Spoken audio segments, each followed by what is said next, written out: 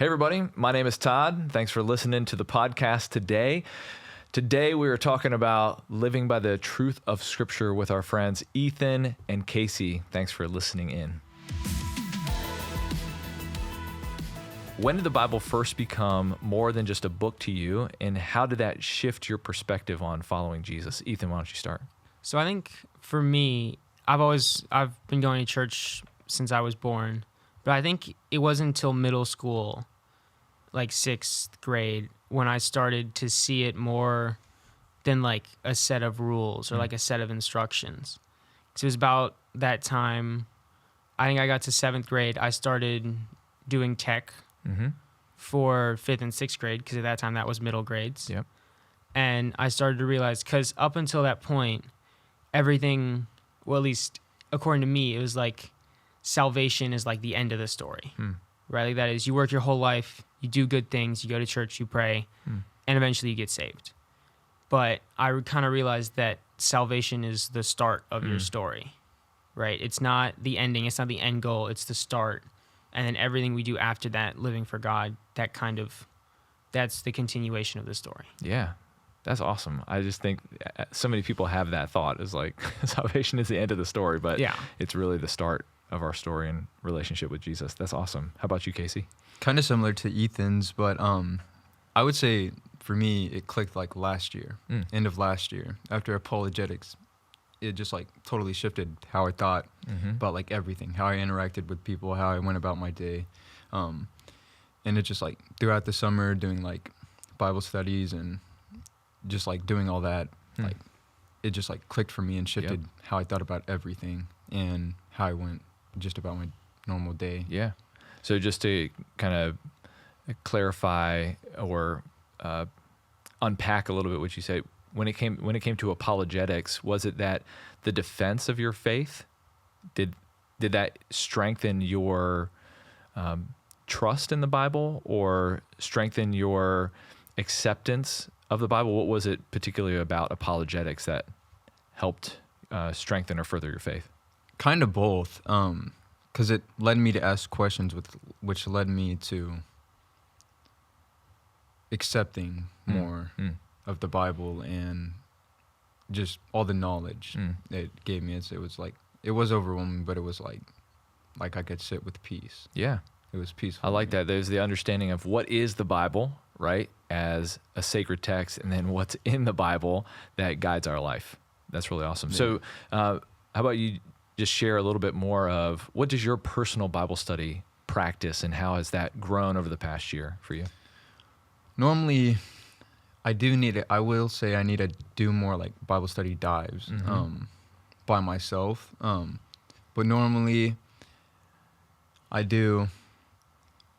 try and look at like Bible app verses and the daily verse and send them out to people and pray for them and ask them to pray for me, and just anything that sticks out in that Bible verse or anything that leads me to like deeper dive into the Bible. I like highlight it. I try to understand it further. But if I can, I'll ask like people like Thomas, Ethan, or someone to help me out, and just give me knowledge on what that. Yeah, that's really good. Looks like. That's great. How about you, Ethan? So for me, as I've gotten older, now that I'm not in middle school, what I try to do, I'm not the world's best, but I like to start my mornings praying and like just I prefer to do that to like set myself straight for the day, right? And reading the Bible, just going through, finding something that kind of relates to what I'm doing right now. Right now I've been really liking 2 Timothy, a book all about how your youth doesn't change your ability to go serve God, right? And I think for me, as I've gotten older, what's changed is the intentionality behind it. Less of reading the Bible to read the Bible. Reading the Bible to really get something out of it and then apply it to my life, share it to others, or really just to pursue God more. I like that. So kind of to, I don't know, this is off script here, but when it comes to your personal practice, you mentioned, digital version of the Bible. Where do you all land? Physical copy or digital copy? Halfway for me, because Okay. in the morning as I go to school, Bible app, that's digital. And then in theology class, it's in like an hour and 20-minute class. We Okay. have our physical Bible. Yep. And he moved all the notes to paper. So Okay. it helps everyone for the test and everything, the Yep. quizzes. But for me, it helps me like jot down what I'm thinking and then like his knowledge and his answers to kind of see what it's like from like an older perspective. Like he went through seminary for like 8 years, I think it was. And he just like everything, he pours all this knowledge into me, and it's like I jot down my notes and what he says and see how they like go together and how they can line up. You have a holistic sort of thing. You got the digital, you got the physical copy, then you have a guide, a human, a teacher kind of helping you understand it as well. That's a great combination. How about you? Where would you Yeah, land? I agree. I think I'm kind of 50-50. Like when I'm listening to a sermon, like taking notes on a sermon, I can type faster. Like I can make notes on my phone easier than I can like a journal. So I normally use the Bible app or like early mornings Bible app. But especially for Bible studies, I like to use my Bible because I have a study Bible. So it's got all the extra notes, which I really like when I'm trying to like really dive deep into it. Because maybe it has something that I haven't seen, maybe it doesn't. But normally there's a little something I haven't thought about within the notes on the bottom of the page. Yeah. Would you say that's the consistent trend among other high school students? Is this 50-50, the convenience of digital, but maybe it slows you down to actually have a physical copy with you or deeper dive into it? Would you say Yeah, that's- it definitely does, because there's less distractions Okay. in the physical copy of the Bible, because you get all your push notifications. notifications. Yeah, It's just you get them all the nonstop. time. I mean, Yeah. Then it sidetracks you. You get into that, and like you just like this, like you're done with the Bible, and then you just keep scrolling, doom scrolling. Yep. And yeah, I just feel like there's too many distractions. If it's like something quick, I would like a Bible verse of the day, like all that. I would say like, I mean, it is possible to do like a deep dive on your phone, but you're gonna get sidetracked Right. eventually. Mm-hmm. But yeah, I feel like it.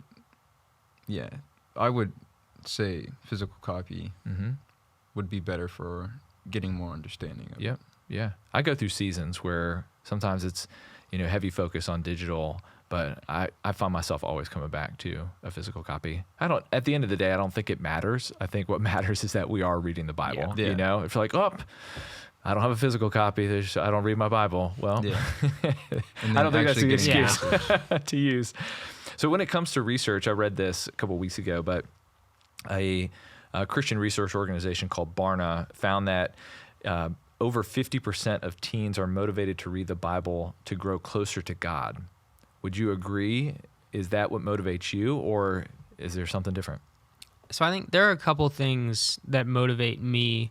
One of them is growing closer to God, but over the summer and still, I have really gotten into like the apologetics of it and like almost being prepared for certain doubts that people can have, doubts that I'm going to have, so that when someone asks me a question, I can kind of have the answer ready, or like kind of have some answer instead of like, let me go look at that. I'll get back to you, right? But also, I really like, just like learning. And so you can read the Bible. No two chapters in the Bible are the same. Everything's got its own different story, and just going through is really fascinating for me. Yeah. How about you? For me, definitely just being closer to God and the community. I would say outside of high school, going to a Christian school, you definitely have unbelievers there still. And I feel like one thing that like motivates me to keep growing closer to God is definitely people that are Christians at this school, and just how I interact with them. I hang out with them all the time. I mean, it just like, it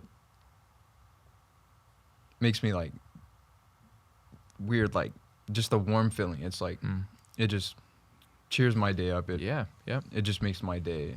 It's like a delight to like sit with them and just talk about like the Bible. Yeah, I wonder how much. I've just always been curious of how does the Bible kind of contribute to our emotional well-being. Now, I'm sure there's studies out there about it, but even just for you to kind of subjectively say like, it brightens my day. It gives me a shifts my perspective on that. I think that's really important because that's personal to you in that way, and I'm sure that's true for a number of people. But for me, when I think about reading the Bible, it's definitely to connect with God.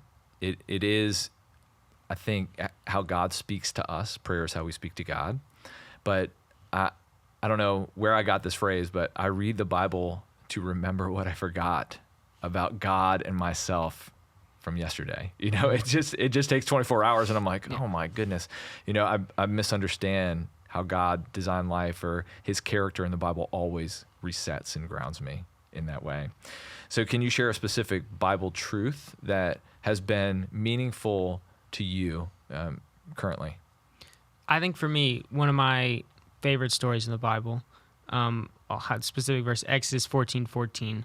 The Lord will fight for you. You need only to be still. And this, a little bit of context. The Israelites have just escaped Pharaoh. They're running away. The Egyptians are currently pursuing them. And as they are, and as we would probably be if we were being chased by Pharaoh himself, be a little anxious. And Moses sits him down and he tells him, right, you just have to be still, right? The Lord's already won this fight. And I think that helps me a lot because I'm what you could call a control freak. I like to know what's happening. I like to know who's doing what. And sometimes I get in over my head or I get really overwhelmed. And this verse helps ground me. It's like, hey, you don't know everything. You can't do everything. Stop. Lord's already done this. Let him provide for you. Yeah. Ethan, I'm in control. It's like, I think that's one reason why I read the Bible is to remember who actually is controlled. That's awesome. Thanks for sharing that. How about you, Kasey? For me, I don't remember the exact verse, but it was when my great-great-grandmother was dying. And the day of her funeral, we came back to her house and we were eating, caught up with a bunch of her friends that would take care of her and everything, and my uncle. And then before we were leaving, like 2 or 3 minutes before we were leaving, I opened up her Bible and it was bookmarked. I fought the good fight. I've won the race. And that just like stuck with me. And it was a closing moment for all of us. That's amazing. Yes. It was that's when I think I was like, wow, like it definitely altered my world. It was definitely changing. Yeah, that gives you a glimpse of something to live for. That's for sure. That's awesome. Well, let's talk about, you have your inspirational scripture that you come back to, grounds you in some ways. But what about, how do you apply scripture as high schoolers? Like what you go through in life and decision-making, relationships, as you think about the future, how do you apply the Bible to your life? What would you say, Kasey? I would say I just look back at it, and if it's like a certain moment in my life, I look for like a certain Bible verse that can help me. And I would say for like just, it helps me know and find my place where I am. And just like not really care what like others think. That's good. Yeah, it's really helped me with that the past year, just like not caring what people think. Okay, that's great. I think for me, just having like the objective truth and just being able to know that like whenever I have doubts, like I'm not, like I feel alone, but there's a biblical truth. We know God's always with us, right? And you can just remind yourself of that every time you're feeling that. And that for me is really helpful, just to be able to like, I'm having doubts, I'm going to be like, no, the Bible tells me otherwise. Right. And just kind of like kick myself, like stop my brain from thinking, be like, stop this. Right. Yeah. We know otherwise. Remind you what's true about you, what's true about God, right? In the face of those lies, which we'll encounter all the time, which is some of the challenges that we just deal with kind of naturally through life. But what would you all say about how the Bible has helped you navigate challenges when it comes to following Jesus in high school? So you mentioned a little bit of that. What would you add on to that? I would say it helps me not fall into the peer pressure that goes around in high school. And being at a Christian school, it definitely is easier on me, I feel like, because it's just I'm around Christians every day. And I feel like it definitely like helps me interact with people that are Christians at the school. It just helps me go about my day and just like being okay and like just like interacting throughout my day, just going through my day.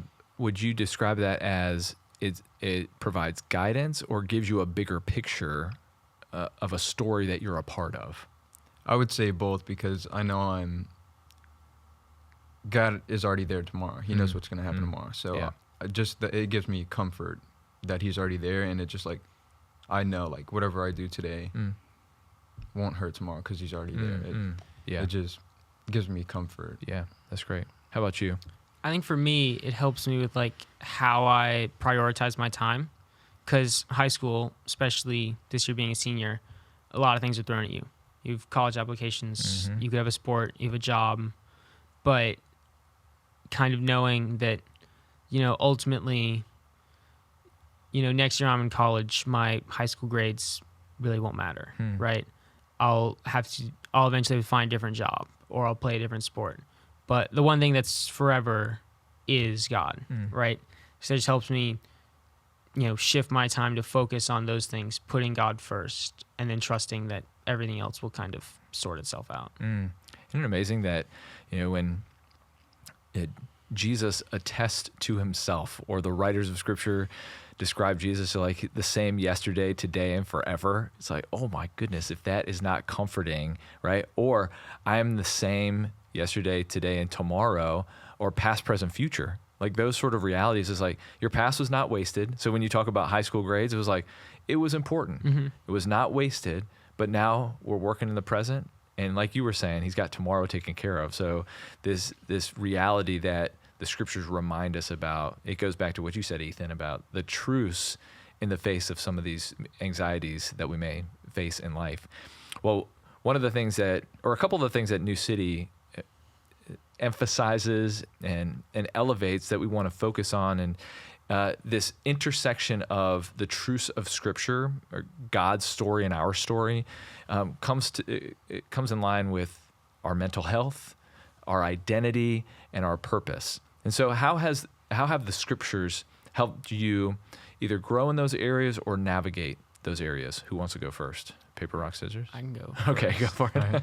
So when we talk about identity, it's obviously a big issue. But for me, just knowing, again, that truth that I'm a child of God. And we see when Jesus is baptized, God says, "This is my beloved Son, in whom I am most pleased." Right? And just knowing that no matter what we do, we fall off the path, no matter what, he is still, like, we still bring him joy. Right? And ultimately, when we come back to him, he is still staring at us with, like, he's waiting for us with open arms. Knowing that there's nothing we could do that could separate us is calming, and like the peace that gives me to where I can live my life knowing that whatever happens, I'm his. Right. Yeah. What would you add on to identity? Something similar to that, but I would say it gives me comfort knowing that he is already there tomorrow. He knows where I'm going to be in 50 years. He knows what I'm going to do. He knows everything about me. I just take comfort in that, and it just helps me. Good. Would you add anything on to mental health or purpose? I feel like mental health and purpose too. Like I'll bring in like doom scrolling. It like affects mental health. And it just like you get brain dead after a while doing it.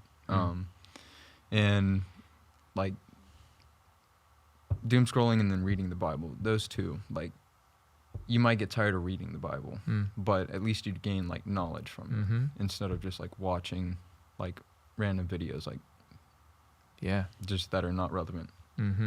But I would say for mental health, reading the Bible would be better because it gives you knowledge, you nurture in that, you resonate in it. And then doom scrolling, you just keep scrolling to it, you learn nothing from it, you get nothing from it. And then purpose, I find purpose in the Bible, not what I scroll online. And it just helps me go through about how I just interact with people and just like my mental state. Yeah. Well, just to kind of add on to your statement about purpose and kind of the disorientation of doom scrolling, because it's going to present so many different perspectives. But the Bible is a unified story, you know? So it's always moving in the same direction towards the same person. And that's always Jesus. So it's like, when you think about purpose, it's like, your purpose is for Jesus, right? At the end of the day, and that could be anything, whatever platform it might be, you know, a job that you have, it might be doing ministry, but at the end of the day, that it can always be about Jesus. So there's a kind of the singular focus to it. So that was really helpful. What would you add? So when I was looking at purpose, one of the things I really like about the Bible is sometimes the Bible, Jesus teaches with parables, there'll be metaphors in the Bible, but the Great Commission, which is our purpose, is laid out very flat for us. Go and make disciples of all nations. There's no way to interpret that differently. It is very clear what our purpose is. And that, again, is very grounding for me. Just knowing that, like, whenever I feel like I'm not doing anything, like, there is something I can be focusing on. Yeah.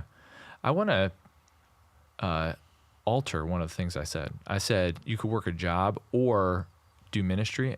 I think a job can be ministry. And when you bring in the Great Commission, you can go and make disciples anywhere. So I would specify it as you could be a pastor, you could be a teacher, you could be a stay-at-home parent, right? You could be an engineer, you could be a professor, you could be a scientist, and you can do ministries in those environments, right? But the purpose is still that singular focus in that way. So that was really helpful just in my understanding as well.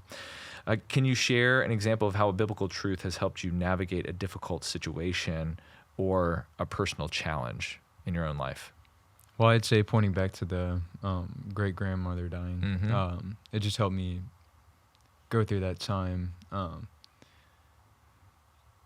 It was definitely a hard time because, like, I definitely looked up to her.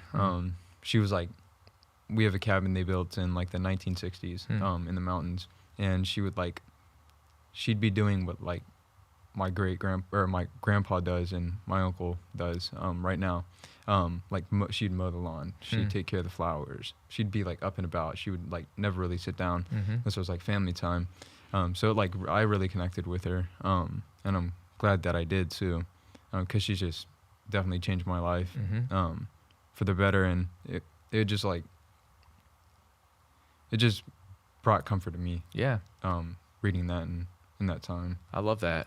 And what if we made the people who live by the scriptures our heroes, like your grandmother, you know, in that way, where we look at a vast number of people, and there's nothing wrong with that. But your story made me think of my wife's grandmother. Is when I think about her life and her legacy since she has passed, I always remember that she had her Bible open on the island in her kitchen. And I'm like, was she always reading the Bible? No. But that was something that anchored her life in that way. And so that's even a shift for me to be thinking like, who are the heroes of my life? And I hope that there are people that make our list who live by the scriptures, who tried to understand what it means to listen to what Jesus has said and follow after him. So your grandmother seems to be one of those people for you. How about you? So I think for me, just the truth that something bigger is going on. Because when I started ninth grade, I left my middle school for high school where I knew nobody, right? And I didn't know many people at church, and I was just like, there's nobody like who I can call like a close friend. And I was like, why is this happening to me? But I just came to the truth that like there's a bigger plan's happening, and here I am now surrounded by, the best people I know. And I look back, and over the past 4 years, not every moment's been a highlight. Mm-hmm. But, I mean, I've met some of the most incredible people I know who I know I'll be friends with for a very long time and who've made me the person I am today. And I can look back at it and go, something was happening, right? I didn't think it was good, but now I look back on it, and I don't think I would change anything. Yes. Yeah. I mean, we have scripture for that, right? All things work together for good, right? God is always up to something good. We just don't always see it. But when you look back, kind of the picture becomes more clear sometimes. All right, so looking ahead to the future, you both are seniors. So as you think about the future, how do you hope to continue to build your life on a foundation of the scriptures? For me, just to find the right people, the right group. And I definitely will say it will be founded in this church. I will get those guys, like Ethan and youth right now, and you, and just like, I know I can like look back to you guys and get the guidance and everything that I need, and the help I need, just throughout like going through college and doing a career that I want to do, and just like staying connected with you guys. Yeah. Yeah, I'd say pretty similarly. I mean, we're told, but we're not meant to do this life alone. Yep. And even though after this year, us seniors, we're all going to go our different ways, we're still, like, we've still got, I mean, our phones. We can just text each other, and just Casey and the other seniors and other people at youth group, right? Just being able to hang on to them and still know that even though we're going somewhere we've never been, we've still got, like, I like to think of it as a rock. Or you still got a rock we can rely on to keep us grounded. Definitely. Yeah, y'all have had some great leaders in your life and a good community of friends around you as well. So as we wrap up, what advice do you have to those listening about how to prioritize the scriptures in their own life? Why don't you finish this up? And then I think Casey. for me, the biggest lesson that's helped me a lot is, because it's happened in my life, it'll happen again, you're going to miss a day reading the Bible. But the most important thing is not letting that sidetrack you for like a week, right? You miss it one day, just hop back where you were. And the second thing is that any time is a great time to read the Bible. Nice. Right? I've fallen in this trap. You say, like, I'm going to read my Bible, whatever, when I get home from school. One day, you're going to be home from school. You've got something else to do. You're not going to read the Bible. And it's going to be later that night. You're not going to be doing anything, but you're like, well, I said I was going to read it after school. But any time's a great time to read the Bible. Yep. Right? That's good. Yeah, just to add on that, I would say any time is a great time, but just like freeing up your schedule, and when you have free time, like when you're playing video games, like you could be reading the Bible. You could, instead of like sitting there gaining levels or whatever, you can like gain knowledge from the Bible. And for me, it's comforted me like so much. It's just like I can't like grasp it. It just has been a guidance for the past year. It's been just a huge guidance through high school, and just really how I go about my daily life. Yeah. It just has impacted me a lot. Man. Well, guys, it's been great having y'all on the podcast. I know our listeners are just going to be super proud of y'all. You're a really valuable part of our church, and New City is so lucky to have you all as a part of our church and ministry. And so I've really enjoyed the conversation. So let's finish it in the most on-podcast way right here. Not on the microphones, but all right. Thanks for listening to everybody.